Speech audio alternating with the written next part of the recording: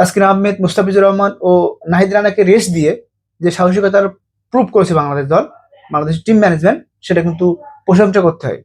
কারণ নবীন এই দলের বিপক্ষে এই তিনজন ক্রিকেটারের, আমারও মনে হয় নবীন এই দলের বিপক্ষে বাংলাদেশ দলের এই তিনজন ক্রিকেটারের যথেষ্ট পরিমাণে রেস্টের প্রয়োজন আছে, তাদের রেস্ট দেওয়ার প্রয়োজন। তো 2.5 বছর পরে নতুন এক অধ্যায়ের পথে বাংলাদেশের ক্রিকেট ভক্তরা, বাংলাদেশ ক্রিকেট বোর্ড সাকিব মাশরাফির পোস্টার, সাকিব মাশরাফির ব্যানার নিয়ে আজ চিটাগাংয়ে নিউজিল্যান্ডের বিপক্ষে প্রথম টি-20তে আপনি আপনার প্রিয় ক্রিকেটারের নাম লিখে, প্রিয় ক্রিকেটের ব্যানার নিয়ে মাঠে প্রবেশ করতে পারবেন, কোনো বাধা নেই।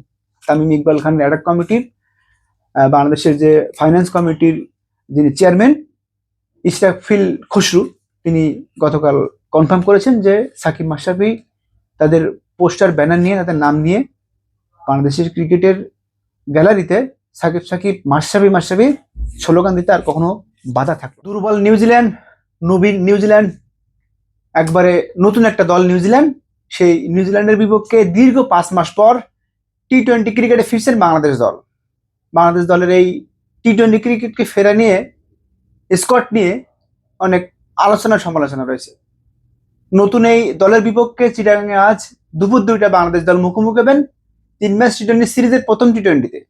সেই টি-20 স্কোয়াড কেমন হবে, কোন একাদশ মাঠে নামবেন নিউজিল্যান্ডের বিপক্ষে, প্রতিপক্ষ দুর্বল নতুন নবীন নিউজিল্যান্ড, টিম সাউদি লাথামদের মতো ক্রিকেটার, শুধুমাত্র 2-1জন হাতে গোনা ক্রিকেটার বাদে বাকি যে ক্রিকেটাররা আছেন তাদেরকে আপনারা আজকে যারা দুপুর 2 থেকে বাংলাদেশ এবং নিউজিল্যান্ডের মধ্যে এই খেলাটি দেখবেন, তাদেরকে আপনি চিনবেন না।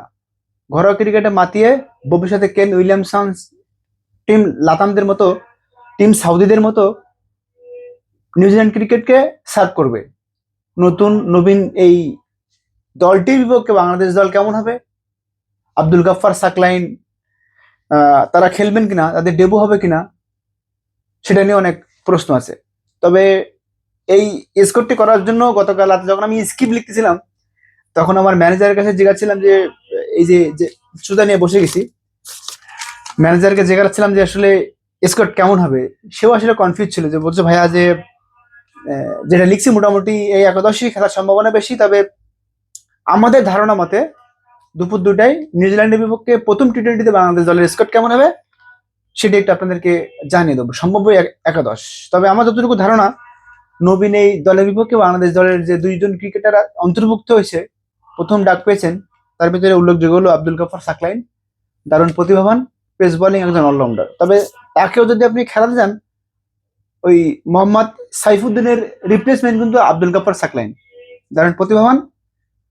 নতুন নবীন দলের বিপক্ষে চাপ মুক্ত ভাবে যদি এই ক্রিকেটারকে ভবিষ্যতে বাংলাদেশ দলের সার্ভিস নিতে চান, সেক্ষেত্রে কিন্তু আমার কাছে মনে হয় যে এই নিউজিল্যান্ডের বিপক্ষে, নতুন নিউজিল্যান্ডের বিপক্ষে তাদেরকে খেলিয়ে ইন্টারন্যাশনাল ক্রিকেটে অভ্যস্ত করার তারপর মাধ্যম হতে পারে। নতুন দলের বিপক্ষে যদি তারা ভালো পারফরমেন্স করে, ভবিষ্যতে তারা কনফিডেন্স পাবে, বাংলাদেশ দলকে নেতৃত্ব দিতে পারবে লং টাইমের জন্য। সম্ভাব্য একাদশ নিয়ে কথা বলবো, চলুন জেনে আসি আজকের একাদশে কারা কারা থাকতে পারে।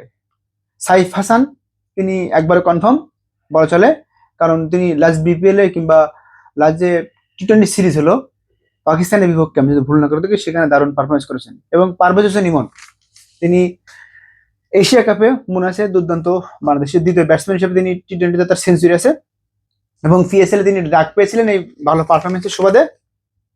মনে হয় যে আজকের এই ইয়ার বিপক্ষে, নিউজিল্যান্ডের বিপক্ষে তিনি একাদশে থাকছেন বলে ধারণা করা যায়। 3 নম্বরে লিটন কুমার দাস, তিনি তো ক্যাপ্টেন, তিনি অবশ্যই থাকবেন। অন ডাউন, অর্থাৎ লিটন কুমার দাস অন ডাউন করবেন কি ওপেন করবেন সেটাও কিন্তু কনফিউজ এখন। আমার যতটুকু ধারণা, এই ম্যাচে Liton Kumar Das on down batting করবেন। তিনি যদি অন ডাউন ব্যাটিং করেন তাহলে বাংলাদেশ দলের জন্য মনে হয় ভালো একটা দিক হবে। অন ডাউনে যদি তিনি আর্লি উইকেট পড়ে যায়, সেক্ষেত্রে তিনি অনেকক্ষণ যদি উইকেটে এসে একটু সময় নিয়ে পাওয়ার প্লেটা ইউজ করতে পারে, সেক্ষেত্রে রানোর একটা কন্টিনিউ করতে পারবে লিটন কুমার দাস। আর চিটাগাংয়ে যেহেতু খেলা, সেখানে স্পোর্টিং উইকেট হবে, এবং টি-20তে আশা করছি যে 160, 65, 70, 80 ক্রস করতে পারে। 4 নম্বরে তাহিদ হৃদয়, টি-20 স্পেশালিস্ট এবং দারুণ প্রতিভাবান। টি-20 ক্রিকেটে তিনি প্রতিনিয়ত নিজের জাত চেনাচ্ছেন, প্রুভ করছেন। ইভেন তিনি নিউজিল্যান্ডের বিপক্ষে ওয়ানডেতেও দারুণ পারফরমেন্স করেছেন। এই প্রথম টি-20-তে তাহিদ হৃদয় 4 নম্বর ব্যাটিং করেন, এটা কিন্তু আসলে বলার অপেক্ষা রাখে না। 5 নম্বরে শেখ মেহেদী, ভাইস ক্যাপ্টেন, বাংলাদেশ দলের ভাইস ক্যাপ্টেন তিনি। তিনি 5 নম্বরে ব্যাটিং করার সম্ভাবনা আছে। শেখ মেহেদীকে যদি আপনি 5 নম্বরে ব্যাটিং করতে না নামান, দেখা যাচ্ছে শেষের দিকে আর মাত্র মানে ব্যাটসম্যানরা ভালো ব্যাটিং করছে, 150+ রান হয়ে গেছে, উইকেট পড়ছে মাত্র 2টা। সেক্ষেত্রে কিন্তু শেখ মেহেদীর জায়গায় 5 নম্বরে আপনি শামীম হোসেন পাটোয়ারিকেও খেলাতে পারেন। শামীম হোসেন পাটোয়ারিও খেলার সম্ভাবনা আছে, যেহেতু শামীম হোসেন পাটোয়ারির ওই অল্প বলে বেশি রান করার ক্যাপাবিলিটি আছে, পারে তিনি। স্কুল শট বলেন, বিভিন্ন শটে কিন্তু ইতিপূর্বে তিনি বাংলাদেশ দলের যে টি-20 স্কোয়াডে মোটামুটি ফিক্সড, সেটা কিন্তু বলা চলে। যেহেতু যদি আর্লি উইকেট না পড়ে, অনেকক্ষণ যদি উইকেটে থেকে রান যদি 150 অব্দি প্লাস হয়, সেক্ষেত্রে 5 নম্বরে শেখ মেহেদীর জায়গায় শামীম হোসেন পাটোয়ারি এবং 6 নম্বরে খেলবেন শেখ মেহেদী। এবং নুরুল হাসান সোহান এই স্কোয়াডে আছেন, তবে আমার মনে হয় না তিনি আজকের ম্যাচ পাবেন। নুরুল হাসান সোহান তিনি সম্ভাব্য একাদশের ভিতরে, আমার একাদশের ভিতরে নুরুল হাসান সোহান থাকছে না।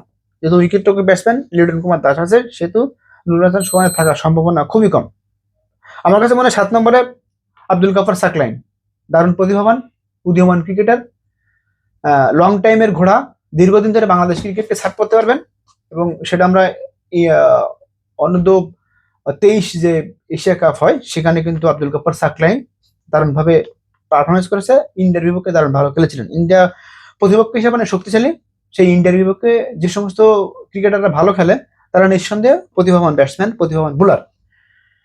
দীর্ঘদিন ধরে বাংলাদেশ দলের যে আক্ষেপ ছিল একজন পেস বোলিং অলরাউন্ডার, একজন ব্যাটিং ফাস্ট বোলিং অলরাউন্ডার, যেটাই বলেন না কেন, সেই আব্দুল গাফার সাকলাইন সেটা অথবা পূরণ করতে চলেছে। খুব মনে হয় 7 নম্বরে তিনি ব্যাটিং করবেন। 8 নম্বরে রিশাদ হোসেন, লেগ স্পিনার, তিনি খেলবেন যে অনেকটা নিশ্চিত 8 নম্বরে, সেটা কিন্তু বলার অপেক্ষা রাখেন। রিশাদ হোসেনও পিএসএল এ দারুণ পারফরমেন্স করেছে, পিএসএল ভালো পারফরমেন্স করেছে, এবং তিনি যে বিগ বাস লিগে খেলেছেন বিপিএল বাদ দিয়ে, অর্থাৎ প্রতিভা না থাকলে এই ধরনের টুর্নামেন্টগুলোতে নর্মালি আসলে খেলার সুযোগ থাকে না খুব একটা বেশি। এবং 8 নম্বরে ব্যাটিং করে 8 নম্বরে নামবেন তানজিদ হাসান সাকিব, পেস বোলিং ডিপার্টমেন্টের। আমার কাছে মনে হয় 2জন পেসারকে নিয়ে বাংলাদেশ দল আজকে মাঠে নামবেন, যেহেতু আমাদের দলের মূল 3জন ক্রিকেটার, মূল 3জন ফাস্ট বোলার যারা টি-20 ক্রিকেটকে নেতৃত্ব দিচ্ছেন, সেটা কিন্তু বলার অপেক্ষা রাখে না। যেমন তাসকিন আহমেদ, মুস্তাফিজুর রহমান, নাহিদ রানা, এই 3জনই কিন্তু বাংলাদেশ দলের মূল পেসার। তাদেরকে রেস্ট দিয়েছে বাংলাদেশ দলের ক্রিকেট বোর্ড, টিম ম্যানেজমেন্ট, আসলে এটা ধন্যবাদ দিতে হয়। বিকজ অফ তাসকিন আহমেদ, মুস্তাফিজুর রহমান ও নাহিদ রানাকে রেস্ট দিয়ে যে সাহসিকতার প্রুভ করেছে বাংলাদেশ দল, বাংলাদেশ টিম ম্যানেজমেন্ট, সেটা কিন্তু প্রশংসা করতে হয়। কারণ নবীন এই দলের বিপক্ষে এই 3জন ক্রিকেটারের, আমারও মনে হয় নবীন এই দলের বিপক্ষে বাংলাদেশ দলের এই 3জন ক্রিকেটারের যথেষ্ট পরিমাণে রেস্টের প্রয়োজন আছে, তাদের রেস্ট দেওয়ার প্রয়োজন। এবং নাহিদ রানা, মুস্তাফিজুর রহমান ভাই, তাসকিন আহমেদ, তারা দীর্ঘদিন ধরে প্র্যাকটিস বলেন, পিএসএল বলেন, নানান টুর্নামেন্ট খেলে বেড়াচ্ছিলেন, ক্লান্ত। তাদেরকে রেস্ট দিয়ে ভবিষ্যতে জন্য রেডি করা উচিত। যেমন পাকিস্তান আসবে বাংলাদেশে টেস্ট খেলতে, পাকিস্তানের বিপক্ষে বাংলাদেশ দলের রেস্টের পরে তারা আবার হয়তো বাংলাদেশ দলে ব্যাক করবেন। যাই হোক, 2জন পেসার নিয়ে খেলার সম্ভাবনা আছে বাংলাদেশ দলের। একজন হলো তানজিদ হাসান সাকিব, একজন হলো শরীফুল ইসলাম। এই 2 পেসার সম্ভাব্য একাদশে বাংলাদেশ থাকতে পারে। একজন মাত্র বাংলাদেশ স্পিনার নাসুম আহমেদ, তিনি এগিয়ে থাকবেন। 11 নম্বর তিনি ব্যাটিং করবেন নাসুম আহমেদ দীর্ঘদিন ধরে বাংলাদেশ দলকে খুব দারুণভাবে সার্ভিস দিচ্ছেন। প্রথম ওভারে তিনি বোলিং করেন, প্রথম ওভারে বোলিং করে আসলে একটা ব্রেক থ্রো কিংবা পাওয়ার প্লেতে প্রতিপক্ষকে আটকে ধরে কম রানের ভিতরে রাখা, চাপে রাখা, এই যে মানসিকতা জন্ম দিয়েছেন নাসুম আহমেদ, সেটা কিন্তু মোটামুটি কনফার্ম যে নাসুম আহমেদ আজকের সেরা একাদশে থাকছেন। তবে এটা আমার সম্পূর্ণ ব্যক্তিগত একাদশ। আপনার একাদশে কে কে জায়গা পাচ্ছে, আপনার একাদশে কারা থাকছে, সম্ভব হলে ফেসবুক, ইউটিউবে কমেন্ট করতে পারেন। এবং নিউজিল্যান্ডের বিপক্ষে, দুর্বলের নিউজিল্যান্ড বিপক্ষে বাংলাদেশের সম্ভাব্য একাদশ নিয়ে আপনার যদি কোনো মতামত থাকে, সেটা অবশ্যই জানাবেন। আজ দুপুর 2টায়, আবার বলছি, আজ দুপুর 2টায় নিউজিল্যান্ডের বিপক্ষে বাংলাদেশের 3 ম্যাচ টি-20 সিরিজের প্রথম টি-20 দুপুর 2টায় আপনারা দেখতে পাবেন। এবং এই খেলার মাধ্যমে নতুন এক অধ্যায়, দীর্ঘ 2.5 বছর পরে নতুন এক অধ্যায়ের পথে বাংলাদেশের ক্রিকেট ভক্তরা, বাংলাদেশ ক্রিকেট বোর্ড সাকিব মাশরাফির পোস্টার, সাকিব মাশরাফির ব্যানার নিয়ে আজ চিটাগাংয়ে নিউজিল্যান্ডের বিপক্ষে প্রথম টি-20তে আপনি আপনার প্রিয় ক্রিকেটারের নাম লিখে, প্রিয় ক্রিকেটের ব্যানার নিয়ে মাঠে প্রবেশ করতে পারবেন, কোনো বাধা নেই।